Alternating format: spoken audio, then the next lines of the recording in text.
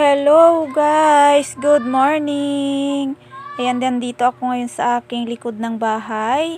At ayan, titingnan natin itong naunahan na naman kami. Itong aking guyabano na super laki sana. Ayan, pagkakita ko, inunahan kami ngayong Kapaskuhan. Kahapon, pag-check ko ito kahapon pagdating namin galing sa pamamasko ay wala pa. Pero ayan ngayon, ayan na siya. Talagang kinain na. Morning na morning, pero ayan. Sabi ko, bakit ganun? Hinog na siya. Hindi namin na-check na hinog na pala siya. Kasi green na green pa. Akala namin ay hindi pa siya hinog. Pero ayan, naunahan na naman kami. At ang laki niya sana, kung bibilhin ito dito sa amin ay nasa 60 pesos. Ayan, pero kami libre lang. Pero ayan, inuunahan pa rin kami. Ayan guys, ito ang aking laman ng video ko ngayong araw. Ang aking guyabano ngayong Kapaskuhan. Na naunahan kami ng mga ibon or paniki. Kagabi siguro ito. Ayan, namasko sila sa aking guyabano. At ayan nga, kukunin namin para aming mapakinabangan. Malaki pa yung natira, kaya ayan, mapapakinabangan pa namin yan kahit papano. Tira na lang ang natira sa amin ng mga ibon. At ayan na nga, nagre-ready na tayo para ating sungkitin ang guyabano at para makain namin. At ito na nga, hindi pa siya ganong hinog guys, pero dito sa bandang ano nga yan, sa may kinainan ay medyo malambot na talaga siya. Pero dito sa bandang ano ay hindi pa naman masyado siyang hinog. Pero ayan, inunahan na talaga kami. At ang laki niya talaga guys. Ayan ayan, kinainan. Mga dalawang dangkal siya yan Dangkal bang tawag dyan pag sinukat. Ayan, dito na lang sa gitna hahatiin namin at kukunin namin kung alin yung mapapakinabangan pa namin ni BBL. Ayan si BBL. At gusto nang kainin. Iaano lang namin, slice na lang ng kutsilyo. Ayan guys, ang napakalaki sana naming guyabano. Kaso ay inunahan kami ng mga ibon ngayong Pasko. At ito na nga, chinap-chop ko na. Kaso ay hindi ko na napakita sa inyo kasi akala ko ay naka-on yung video habang nagcha-chop-chop or ginagayat ko yung guyabano kaso hindi pala. Kaya ayan, na-chop-chop na siya bago ko napansin ang aking video. Ayan, atin nang i-slice itong iba pang Una kong in-slice yung sa medyo puno at matigas yung sa medyo puno kasi hindi pa talaga siya totally hinog na hinog. Katamtaman pa lang yung kanyang hinog. Pero okay lang sana siya na ganito lang kahinog. Itong sa kinainan ng paniki ay medyo malambot na talaga. At sana dyan ang sa part na yan ang pinakamatamis. Kaso ay ayan, wala. Inunahan na. Ayan, at napakaganda nga at napakakinis ng aming guyabano. May kunting lang, parang yung may anay-anay, pero hindi siya tagos sa loob. Pero ayan, makinis siya. At napakaputi talaga ng kanyang laman. Ayan, masarap sana din siyang gawing ice candy kung kaso wala naman tayong paglalagyan sa kanya. Yun kasi ang iba ginagawa, inaano nila para magpino. O kaya pwede itong lagyan ng yelo. Yung iba sigurong matitira, lagyan ko ng yelo at lagyan ng milk para ni BBL. Pero ayan, kumain na si BBL kaya pwede na ding hindi lagyan ng milk at matamis na din daw. Ayan, at taman-taman lang sana ang pagkahinog kaso wala, naunahan na naman kami. Ito na lang ang amin, itong tira-tira ng ibon. Pero ayan, malaki pa naman yung mga natira. At matigas naman kasi, hindi siya totally gambol. Kaya pwede naming hiwain yung, tanggalin lang yung mga kinainan ng ibon. Ayan, hindi naman siya marumi. Kasi paniki lang naman yan ang kumain yan. Yung mga maliliit na Kasi pag yung malalaking paniki yan, nakuubos yan. Yan ay maliliit lang. At sa tingin ko ay bago pa lang.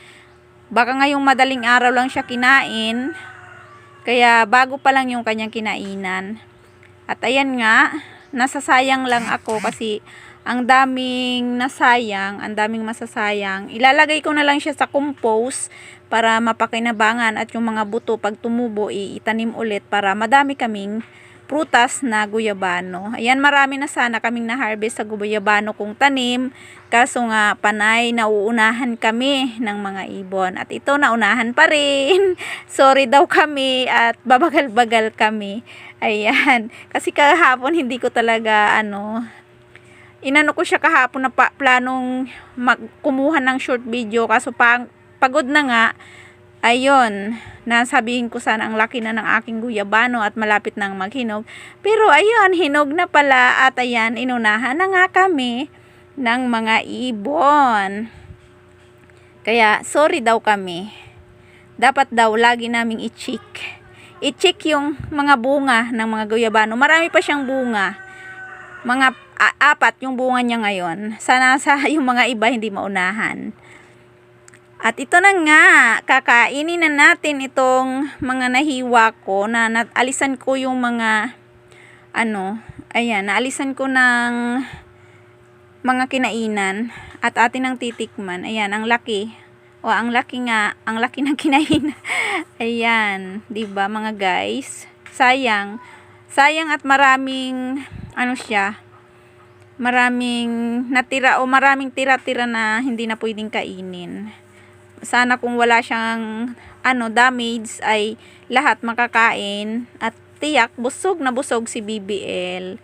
Ayan, 'di ba ang puti ng kanyang kulay. At napakasarap. At kainin na natin. Ayan. Sarap. Sarap mga guys. Okay na okay. Sarap. Ayan. Parang may alisin natin yung medyo malambot na bahagi. Yan. Yung kinuha ko lang kasi yung matigas. Kasi yung malambot, tinanggal ko na kasi yun ay part ng ang mga kinainan ng ibon. Yan. Kain tayo guys ng fresh na guyabano. Kaso ay tira na lang. Masarap.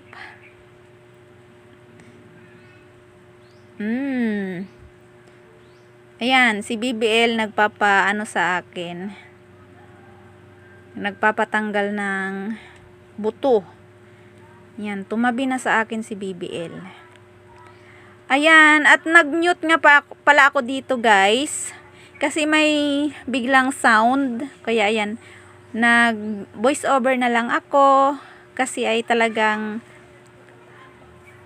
dinig na dinig yung music.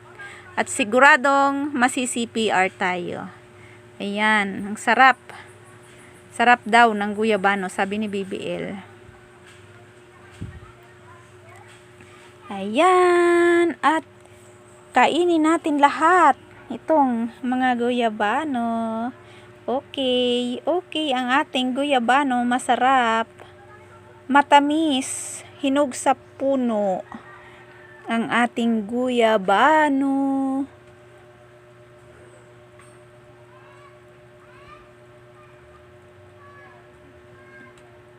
Yan. Ang laki sana kung hindi tayo naunahan guys ng mga ibon. Yung mga pamangkin ko humingi din. Yan. Si BBL, panay na ang kain. Ayan. Maganda sana siya, kung hindi sana siya nakain, sabi ng mama ko, ibinta daw namin. Kaso, ayan, paano ibibinta? Ayan, kinain na nga. Pero, okay lang yan. Kasi parang hindi naman papayag si BBL na ibinta. Kasi, wala kaming kakainin. Kaya siguro, yan na lang, kinain na lang ng guyabano para hindi maibinta. Kinain ng ibon. Ayan, at kinuha na ni BBL yung sa akin. Ayan guys, ang mga buto ating itanim para marami tayong prutas na makain. Yan, kain tayo. Masarap. Masustansya at maraming benefits din ang guyabano para sa ating katawan. Maganda siya sa ating katawan. Maganda sa mga bata. Kahit naunahan kami ng ibon, ayan, sarap na sarap pa rin magkain. Ayan, oh, matigas pa siya, matigas talaga. Itong dito sa part na ito, matigas pa, oh. Yan, matigas pa siya. Ayan guys, siguro hanggang dito na lang itong aking video. Yan, kakain na lang kami. Bye bye, salamat sa panunood nyo. Sa mga manunood, sana ay panoorin nyo hanggang sa matapos. At paki-subscribe na din at paki-hit ng notification bell para update kayo sa mga susunod ko pang video. Bye bye, kain tayo. Thank you for watching. God bless. Hanggang sa susunod ulit. Bye. Bye. Merry Christmas. Bye.